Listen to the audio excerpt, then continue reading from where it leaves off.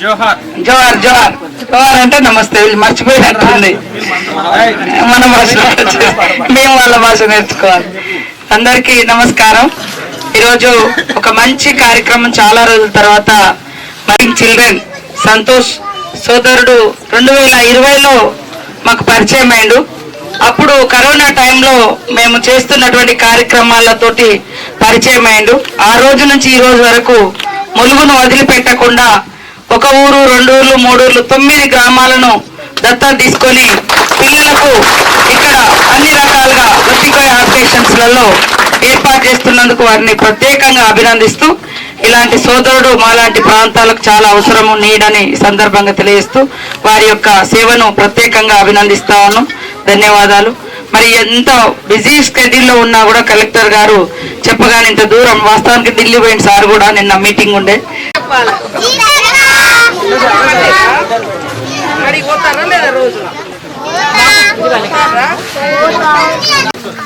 ఇస్తారాత్మ తింటున్నాం. ఎవరైనా కూడా దయచేసి బయట ప్లాస్టిక్ కంటే న్యాచురల్గా అడవిలో దొరికే పారేటాకు, ఇందులో ఏమీ ప్లాస్టిక్ లేదు, మంచిది ఆరోగ్యానికి. ముఖ్యంగా ఈరోజు కూడా మరి మారుమూల గూడాలలో పర్యటన సాగించడం జరిగింది. నేను, కలెక్టర్ గారు, మా చైర్మన్ గారు, గ్రంథాలయ చైర్మన్, మార్కెట్ చైర్మన్, అదేవిధంగా వివిధ ఎన్జిఓలతో, స్వచ్ఛంద సంస్థలతో కూడా కలిసి ఈరోజు గోవిందరాపేట మండలంలో కొట్లగూడెం గ్రామంలో ఆడ ఆదివాసీలకు దొరికే అటువంటి పారేటాకులతోటి మరి ఒక మహిళా సంఘాలు అందరినీ యూనిటీ చేసి ఫారెస్ట్ అధికారులు, అదేవిధంగా పిహెచ్సి అనే ఒక ఎన్జిఓ సంస్థతోటి కోఆర్డినేషన్ చేసుకొని రన్ స్టాండ్ సంస్థ వారి సహకారంతో మన పారెటాకులతోటి ఇస్తారాకులు కుట్టేటువంటి మిషన్ కూడా ఓపెన్ చేయడం జరిగింది. వాళ్ళకు కూడా మంచి ఉపాధి. పబ్లిక్ కూడా మనం ఏం చెప్తున్నాం అంటే, ప్లాస్టిక్ అంటే మంచి అడవిలో దొరికేటువంటి మోదుగాకులు, తునిక, మన పారెటాకుల ఆకులలో అన్నం తినడమే మంచిది. కానీ మనం అందరం కూడా ప్లాస్టిక్ దాంట్లో తిని అనారోగ్యం పాలవుతున్నాం. అదే కాకుండా మారుమూల ఒక ఆదివాసీ గూడెంలో మహిళలకు కూడా మేము ఉపాధి కల్పించడం చాలా సంతోషం. అదేవిధంగా మా సోదరిమణి కళ్యాణి, రేగ కళ్యాణి గారు మార్కెట్ కమిటీ చైర్మన్గా పదవి బాధ్యతలు కూడా చేపట్టిన సందర్భంగా మాకు దుఃఖం వచ్చినా, సంతోషం వచ్చినా, కష్టం వచ్చినా, కన్నీళ్ళు వచ్చినా మేము చెప్పుకునేది, మొక్కుకునేది మా సమ్మక్క సార్లమ్మ దగ్గరికే. సో ఆమె ఫస్ట్ టైం మరి అధికార బాధ్యతలు చేపట్టిన తర్వాత మా కాంగ్రెస్ పార్టీ నాయకత్వం అంతా మేమంతా పోయి సమ్మక్క సార్లమ్మకు మొక్కులు చూపించుకోవడం జరిగింది. అదే కాకుండా మరి పీపుల్స్ హెల్పింగ్ సెంటర్ అని ఒక కరోనా కాలం నుంచి మన ఏరియాలో వాళ్ళు ఎన్జిఓ పనిచేస్తుంది. ఒక 9 గ్రామాలలో, గొత్తికోయ గూడాలలో టీచర్స్ను మనం నియమించి ఎన్జిఓల ద్వారా మరి స్టడీ చెప్పిస్తా ఉన్నాం. గత ప్రభుత్వంలో వాళ్ళంతా నిర్లక్ష్యానికి గురైతే మేమే ఎన్జిఓలను పెట్టి మరి ప్రత్యేకంగా ఊర్లలో స్కూల్స్ నడిపించినాం.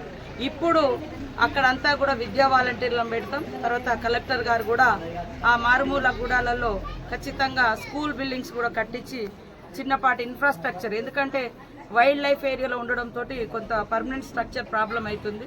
సో చిన్నగా పిల్లలకు కనీసం విద్యా హక్కు చట్ట ప్రకారం అయితే చదువుకునే హక్కు ఉంది కాబట్టి మరి అక్కడ కూడా రకరకాల ఇన్ఫ్రాస్ట్రక్చర్ ఇవ్వడం, దాదాపు పిల్లలతో కలిసి భోజనం చేయడం మాకు చాలా సంతోషం. పిల్లలందరికీ కూడా యూనిఫామ్స్ కానీ, పలకలు కానీ, ఆట వస్తువులు కానీ అన్నీ ఇవ్వడం జరిగింది. ఆ తర్వాత మరి మీరు చూసిర్రు, ఇక మనకున్నటువంటి ఏకైక పెద్ద వాగు నిర్మించాల్సినటువంటి అవసరం ఉంది. ఎలిశెట్టిపల్లి వాగు, ఏటునాగరం మండలంలోని చెల్పాక దగ్గర ఎలిశెట్టిపల్లి ఈ రోడ్డు మీద మేము గతంలో కూడా అనేక సార్లు కరోనా టైంలో ఎడ్ల బండ్ల మీద వచ్చినాం.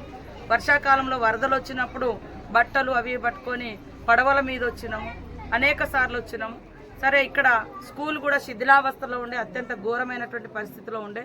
అది చూసిన తర్వాత సరే మనకు రోడ్డు రవాణా లేకున్నా ఫస్ట్ అయితే ఆ ఊర్లో స్కూల్ కట్టియాలని మేము లాస్ట్ 6 నెలల క్రితం అనుకున్నాం.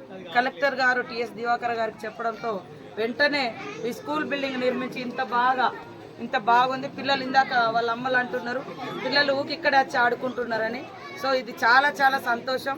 ఏమి లేకున్నా ఫస్ట్ పిల్లలకు విద్య అందించాలి. చదువు ద్వారానే అన్ని రకాల జీవితాలు బాగుపడతాయి. కాబట్టి విద్య కోసం ఇంత మంచి స్కూల్ కూడా ఇక్కడ ఏర్పాటు చేసినాం. రాబోయే రోజుల్లో స్కూల్లో కాంపౌండ్ వాళ్ళు అదేవిధంగా టాయిలెట్స్ కూడా నిర్మిస్తాం. ఇక్కడ వీళ్ళకు కొద్దిగా బయటికి రావడం రవాణా కష్టం ఉందని పడవ ఏర్పాటు చేసినాం. కానీ వచ్చే వర్షాకాలం వరకు ఈ ప్రాబ్లం లేకుండా ఖచ్చితంగా ఈ మన ఏరియాలో ఉన్నటువంటి పెద్ద వాగు, బ్రిడ్జి లేని వాగు ఇది ఒక్కటే ఉంది ఇప్పుడు మేజర్గా ప్రాబ్లం. సో తొందరలోనే దీన్ని కూడా శంకుస్థాపన చేసి ఈ బ్రిడ్జిని కూడా నిర్మాణం చేస్తాం. బీటీ రోడ్ కూడా కంప్లీట్ చేస్తాం. ఇక్కడ నుంచి అక్కడ పక్కన ఉన్నటువంటి కొత్తూరు కూడా అక్కడికి కూడా వాళ్ళు రోడ్ అడిగారు, అది కూడా నిర్మాణం చేస్తాం. ఇల్లులు కూడా లేక ఇబ్బంది పడుతున్నారు. ఎప్పుడో 86లో వచ్చినటువంటి ఇల్లులు వరదల టైంలో. సో ఆ ఇల్లులను కూడా కొన్ని ఇప్పుడు కొంచెం శాంక్షన్ అయినాయి. నేను ఇవాళ కూడా కొన్ని సంతకం పెట్టినాం. ఇంకా కొన్ని కూడా ఈ ఊరికి వస్తాయి. వాళ్ళు నిర్మించుకున్న కొద్దీ మిగతాయి కూడా తొందరలోనే శాంక్షన్ చేసి సంపూర్ణంగా ఇస్తాం. ఈరోజు అన్నీ కూడా పబ్లిక్ సంబంధించినటువంటి ఫీల్డ్ వెళ్ళి మారుమూల అటవీ గ్రామాల్లో పర్యటన చేసినాం. మహిళల ఉపాధి గురించి, పిల్లలకు విద్యా వ్యవస్థ గురించి, పిల్లలకు ఆట వస్తువుల గురించి, అదేవిధంగా ఇంట్లో ముగ్గుపోయడం కానీ ఇవన్నీ కూడా చేయడం జరిగింది. చాలా సంతోషం. మీ అందరి సహకారంతో ఖచ్చితంగా ఏటూ నాగారంలో ఇక్కడ ఎక్కితే ఏటూ నాగారంలో పబ్లిక్ దిగేటట్టుగా ఈ బ్రిడ్జి నిర్మాణం కూడా చాలా చక్కగా తొందరలో నిర్మాణం చేస్తాం. ఆల్రెడీ ఫండ్స్ కూడా వచ్చినాయి. ఆదివాసీ బిడ్డలు ఉన్నారు ముఖ్యంగా గొత్తికోయ గూడాలలో. ఇంకా మన స్కూల్స్ గవర్నమెంట్ నుంచి స్కూల్స్ కానీ ఇన్ఫ్రాస్ట్రక్చర్ కానీ ఇంకా మేము ఇంప్లిమెంటేషన్ చేయాలనేటువంటి ఆలోచనతో ఉన్నాము. ముఖ్యంగా ఇవంతా వైల్డ్ లైఫ్ ఏరియాలో ఉండడంతో, వైల్డ్ లైఫ్ శాంచరీలో ఉండడంతో పర్మనెంట్ స్ట్రక్చర్ లేక ఇది స్కూళ్ళన్నీ కూడా గవర్నమెంట్ పరిధిలో రాక కూడా పిల్లలకు ఇబ్బంది అవుతున్న క్రమంలో మరి పీపుల్స్ హెల్పింగ్ సెంటర్ మా సంతోష్ సోదరుడు దాదాపుగా 2020 నుంచి ఈ ప్రాంతంలో కరోనా టైం నుంచి హెల్ప్ చేస్తూ వస్తున్నాడు మాతో కలిసి. ఈరోజు కూడా దాదాపుగా ఒక 150 మంది పిల్లలు ఉంటారు.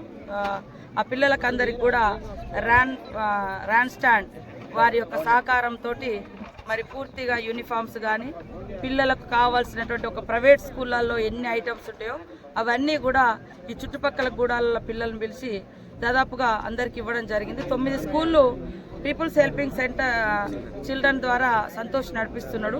దీనికి సహకారంగా ర్యాన్ స్టాండ్ మేనేజ్మెంట్ అఖిల్ వారి బృందము మరి అదేవిధంగా సయోధ్య వారు కూడా సహకరించారు. స్ఫూర్తి వారు చాలా సంతోషం. ఇక్కడ రాబోయే కాలంలో కూడా గొత్తికోయ గూడాలలో మరి కొంత స్కూల్స్ మేము ఆల్రెడీ కలెక్టర్ గారు ఆర్డర్స్ ఇచ్చారు. కొంత తాత్కాలికంగానైనా కూడా ఎడ్యుకేషన్ అనేది రైట్, ఆ రైట్ని ఎవరు కాలదనేది లేదు. గత 10 సంవత్సరాల నుంచి ఈ ప్రాంతాల మీద టీఆర్ఎస్ గవర్నమెంట్లో పూర్తిగా నిర్లక్ష్యం జరిగింది. పిల్లలకు చదువు కూడా దొరకకపోయేది. ఆ టైంలో మేము కొన్ని ఎన్జిఓల సహకారం తీసుకొని ఇట్లా మొదలుపెట్టాం. మొన్ననే సీఎం గారి దృష్టికి తీసుకెళ్ళి రైట్ టు ఎడ్యుకేషన్ అనేది ఖచ్చితంగా మనం ఎక్కడున్నా వాళ్ళకి ఎడ్యుకేషన్ ఇస్తేనే నిరక్షరాస్యత అనేది తగ్గిపోతుంది, అక్షరాస్యులుగా మార్చుతారు, జీవితాలు బాగుపడతాయి. అంటే వారు కూడా విద్యా వాలంటీర్లను ఏర్పాటు చేయడానికి అంటే రెడీగా ఉన్నారు. వాటితో పాటు మేము చిన్నగా పిల్లలందరికీ కూడా మంచి స్కూల్ స్ట్రక్చర్ ఇస్తూ ఉన్నాం. రాబోయే సంవత్సరం వీళ్ళందరినీ కూడా గవర్నమెంట్ స్కూళ్ళతోటి సమానంగా లెక్కగట్టి యూనిఫామ్స్ కూడా ఇవ్వాలన్నటువంటి ఆలోచనతో ఉన్నాం. ఈసారి కొన్ని ఎన్జిఓల యొక్క సహకారం తీసుకొని ఈరోజు వాళ్ళతో కలిసి భోజనం చేయడం, అదేవిధంగా వాళ్ళకి కావాల్సినటువంటి ఇన్ఫ్రాస్ట్రక్చర్ ఇవ్వడం చాలా సంతోషం. మరి ఇలాంటి పేదవాళ్లకు మనం అందరం కూడా తోడుగా ఉండాలి. అందరికి ఒకటే చెప్తున్నాం, అడవులలో బతికిన అడవి కొట్టకండి. అడవిలో దొరికే అటువంటి అటవీ ఉత్పత్తులు ఉంటాయి, వాటిని మనము స్వీకరిద్దామని కూడా చెప్పినా. ఇప్పుడు ఫారెస్ట్ వాళ్ళు కూడా మరి ఈ ప్రజలను కొంత కోఆర్డినేషన్ చేస్తూ ఉన్నారు, అవేర్నెస్ ఇస్తూ ఉన్నారు. ఇవాళ ఒక ఊరిలో మరి రాన్ స్టాండ్ వారి సహకారంతో ఇస్తారాకులను తయారు చేసే ఒక మిషన్ కూడా పెట్టియడం జరిగింది మొట్లగూడెంలో, గోవింద్రపేటలో. సో వాళ్ళు అమ్ముకోవడానికి కూడా మంచిగా ఉంటాయి. మనకు అడవులలో ఆకులు దొరుకుతాయి కానీ వృధాగా పోతుంటాయి. అదే ఇది ఒక సహజ సిద్ధమైనటువంటి సంపద మన ఏరియాలో ఉంది.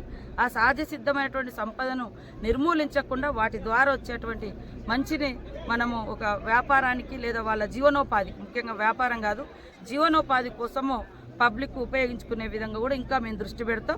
అట్లా ఇస్తారాకుల మిషన్ కాబట్టి రేపు బొంగు చికెన్ లాంటివి కానీ లేక తేనె కూడా ఈ రోడ్ల మీద నేషనల్ హైవే అటుపోతే మేడారం రోడ్లు టూరిస్టులు వస్తూ ఉంటారు. సో వాళ్ళు బాగా ఇష్టపడతారు. అలాంటివన్నీ కూడా ఈ లోపల అటవీ ప్రాంతాల్లో దొరికే అటువంటి ఐటమ్స్ తోటి చిన్న షెడ్యూల్ లాంటివి కూడా వేయించి రోడ్ల మీద పెట్టించి వాళ్ళకు జీవనోపాధి కూడా చూపిస్తాం.